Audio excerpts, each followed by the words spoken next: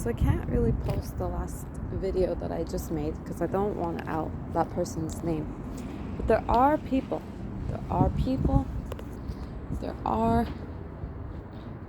Jehovah's Witnesses. There's a light on in there, okay? Oh, there's someone working in there. Don't mean to creep you out, sorry. I just thought this would be a good place to make a video. Hopefully he doesn't come. Maybe heck, there's some person. I'm not here to yell at anybody. I just want to make a video and have a smoke break and have a place to do it. That's not my apartment. I need to brainstorm. This before terabyte, it's going to go up quick. Only like terabytes.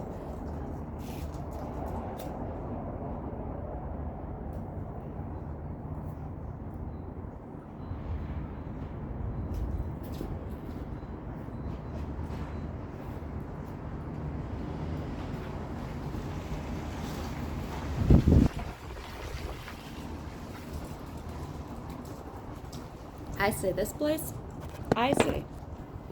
place could be made into anything but a liquor store, and it'd be so much better for our community. Alcohol causes so many problems. Because, people will argue with me online and be like, oh, you're just mad because you can't just have one and enjoy. Oh, I can just have one. I could just have one drink. But even that makes me not feel good because it's poison.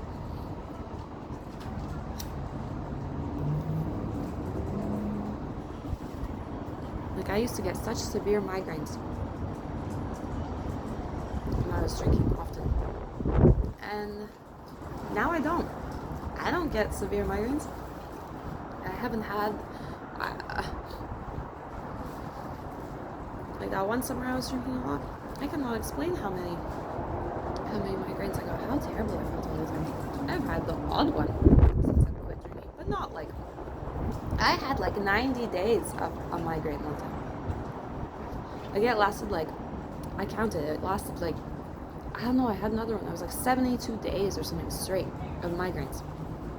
Wow. Drinking didn't help me that. I gotta brainstorm because it's like, I do believe I am worth listening to. I do believe that. I am conceited enough to believe. I don't think it's conceited. I just think I've lived through enough stuff that my story from the inside, as a whistleblower, I am worth listening to. I'm trying to whistleblow, and you just get to live through this era of me trying to figure out how to do this.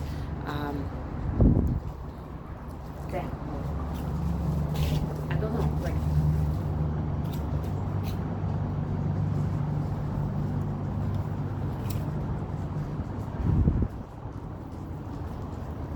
we have to find some middle ground.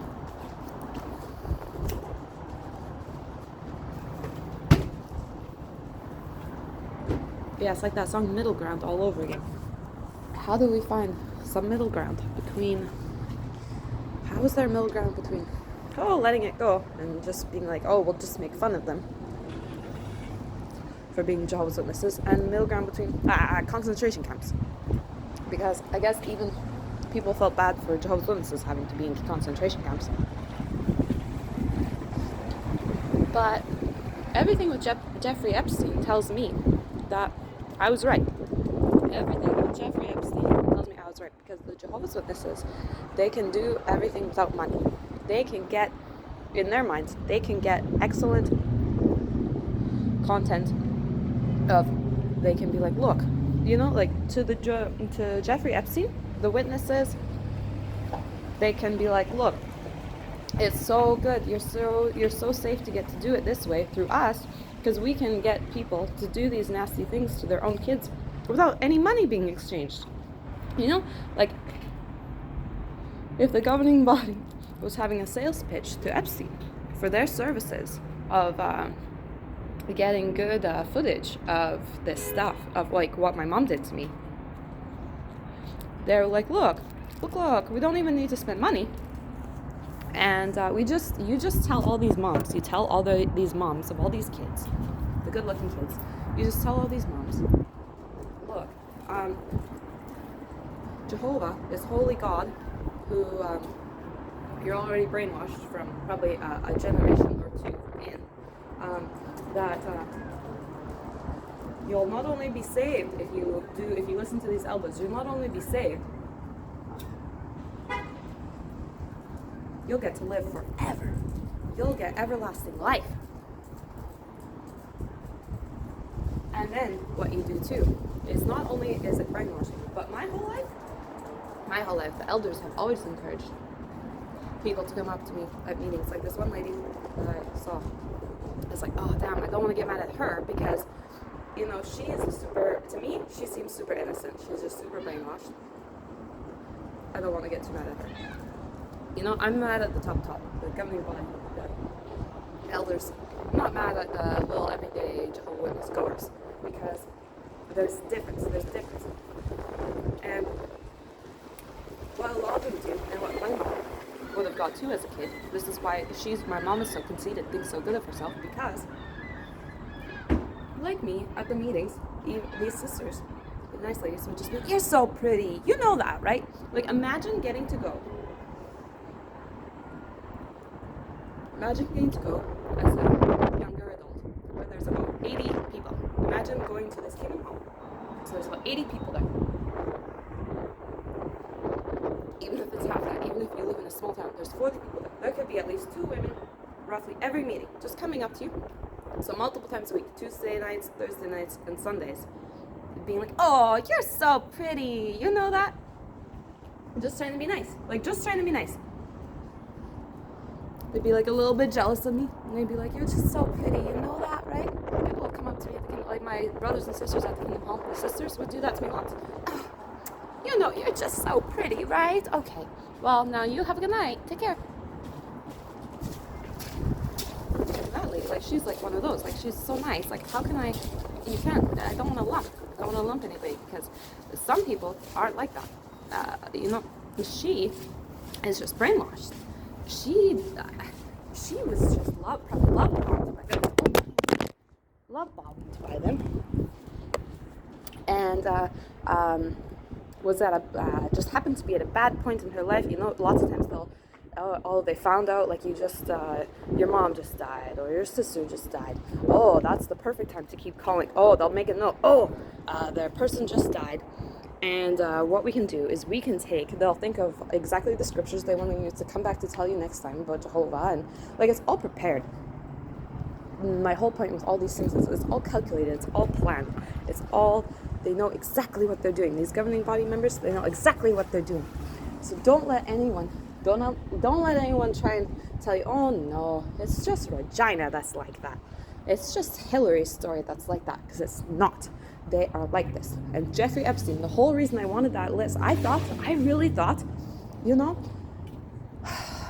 I thought this past Christmas, you know, things have been so hard, and the worst, but look, something is finally going to get better, because this stupid list is going to get out, and then we'll have some proof that, look, no money has to exchange hands. All you have to do is promise people, oh, they'll live forever and get to go to some paradise, and that they're better than other humans, and tell them that they're God's chosen people. That's all it would take. And they would do things like train Jeffrey Epstein. Like, Jeffrey Epstein is only but a student of the master. That is the thing. Jeffrey Epstein is only a student of the master of these things. So it is proof to me that my story is exactly as I say it is, because so many people will just be like, no, it must have been an elder that touched you and you just are confused. No, people argue with me about my story, and I'm like, were you there? Like, I'm trying to, some doctors have been like this. So when I had some psychiatrists from Ontario finally admit, yeah, I have met some medical doctors that believe in this Jehovah stuff. I'm like, how is that not a total conflict of interest? How is that not totally not possible? And he's like, I know, it shouldn't be possible for a medical professional to believe in this absolute nonsensical stuff as fact. But it does happen. And I'm like, so you know. Okay, I like this guy. So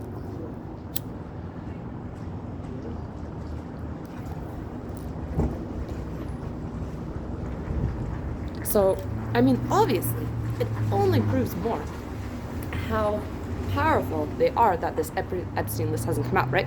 It's almost better that it hasn't. It's almost good that better. But I look still like some weirdo, and not this stupid list, because now we see who wants to protect the list, right? That's the whole beauty of it. We get to see all the people that want to protect this list. As much as I wish it was out, and for all I know, my own father could be on it. So, like, I'm not scared of nothing. I was willing to out my family first because of reasons, not just because they're my family. So we might in Canada not actually have, for all I know, I have never myself laid eyes on a blue envelope system. I know actually nothing about a blue envelope system. I just know that they have systems. I know that I have a file on me. I know that I have a paper. It's like one of those, it's more like, I imagine, in my mind, when in the US they talk about blue envelope system. In my mind, I imagine it more like a blue folder system in Canada. I imagine these like little folders, and they have our information because they are supposed to. That is part of the whole thing with the two witness rule, is that they are noting in your file if you don't bring back two witnesses.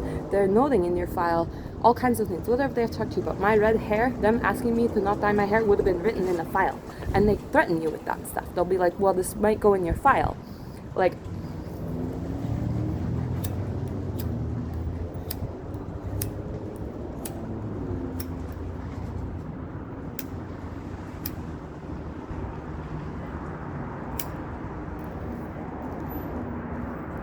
I mean, they have the audacity to call themselves judges in a judicial committee. They do not care. They do not care.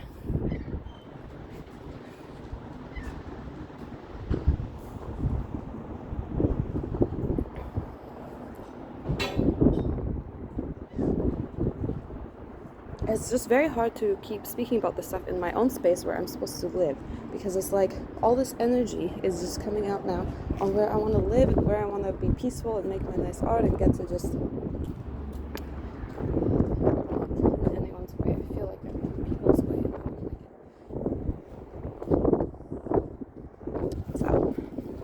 like it. So it is getting cold and I kind of want to go back. I can't just keep sitting in all this in my apartment and thinking about all this stuff, because all this energy is just coming back to it's like, ugh. It's like, well, yeah, then where do I want to talk about it? It's like, I feel so bad now about even in counseling. So many people in my story that I'm like, I feel bad to even have to vent anymore, because people are like, we just can't take it anymore. Well, like, how do you think I feel? Hurrah!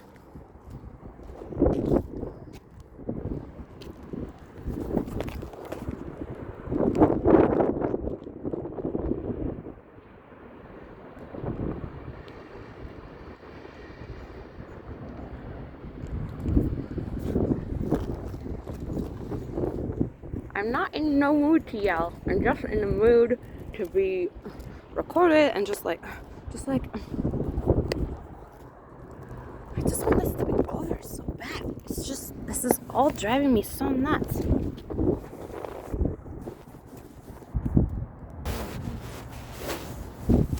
Batty. Yeah, it's driving me batty. Right, batty. It's not good away from this. Okay. It's just right batty.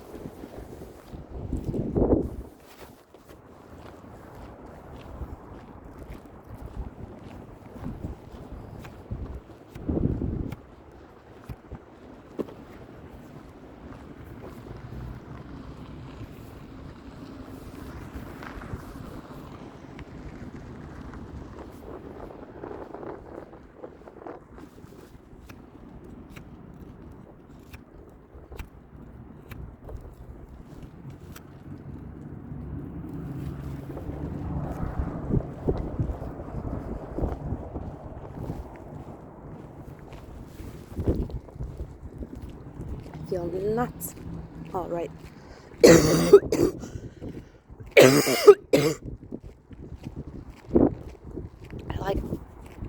I want the list to come up. What? Like, it's been along for years. But like, I want everything that I've done so far to mean something. So like, I mean, yeah, whoever's defending that list, like, I don't want these people to come back. So yeah, I keep on thinking about Indigo projects.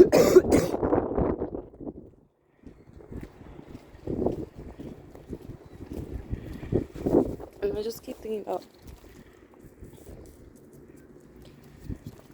I don't know, I think about a few things with that.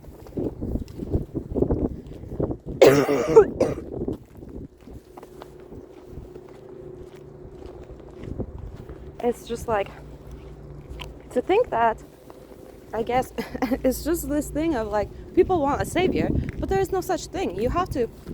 We all have to decide that like, the universe is, if you don't act in accordance with how the universe wants, you might not know it yet. Maybe you dull it with your alcohol, but the universe is actually laughing at you. And you can feel it, and you don't like it, and it's uncomfortable, that you can't even put your finger on what that is and understand it until you stop drinking. And then you realize how many ways you make your own little universe just hate you, and you take it out on everybody else. It's, the whole misery thing. People that are miserable. It's like, I keep thinking about Heather, a tarot card reader, and how miserable she was. And how I'm like, you remind me of my mother. It's like, no matter what, you're just miserable. Like, you can do anything for that Heather lady, and she'll just be miserable. And I'll say something, like, be talking with her and like kind of agreeing with her, and she'll just say no. And it's like, what the fuck why did you even just say no? Like, that made no sense. And there's a lot of people that are just like that. You're just talking to them, trying to have a nice conversation with them about whatever the thing is, and their answer is just no. And it's like, the fuck? It just was agreeing. Like, some people I don't understand how to even talk to. Like, it's like,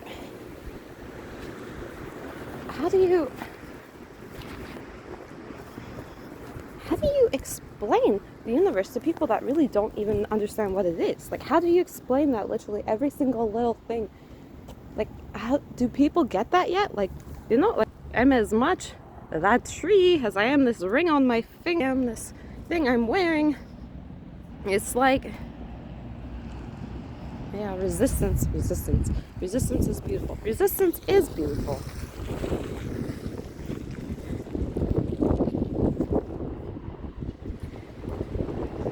Resistance is life. I like to resist. I thought for a while that when I was living in the suit, I really liked the name Defiance. Didn't I think, oh, I would kind of like to name my kid Defiance, like Defy. Haha, that would be kind of cool. Just always defy. Defy. That's me. Defiance. I have a defiance problem. I have a problem with being told what to do. If you tell me there's a rule, I'll want to break it. So I kind of like bipolar in a nutshell, a little bit, because bipolar is when you're like scared of yourself. To me, that's what that is. To me and my bipolar, if I'm just talking for me and my bipolar, that's me. If I'm just talking about me and my bipolar, the wind will get you today. There are cold kids. It's cold out. Oh, hi.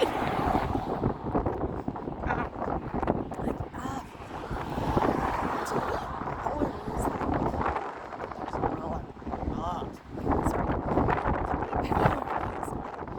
not wanting to listen to nobody. You might never get out of it because you're just like, nah, ever. For me, bipolar means like also just wanting to break the law and finding it fun to break the law. And it's like, why do I enjoy this so much? I am going to self-destruct my life, but I'm going to think it's fun. And it's going to make it hard, and then that's not going to be fun. But I still want to do it. It's like a high. I get a high when I break the law. I get a high when I break the law. Don't I? I sure do. I love breaking the law. snow, adrenaline rush. Quite like breaking the law. Yeah. Love breaking the law. I love it. I love it. I love it. It's like my favorite thing. Yeah. Oh, it's cold out. Hope you are cold. Tank. I hope your tank has a heater. These tanks these days, they're so fancy. Oh.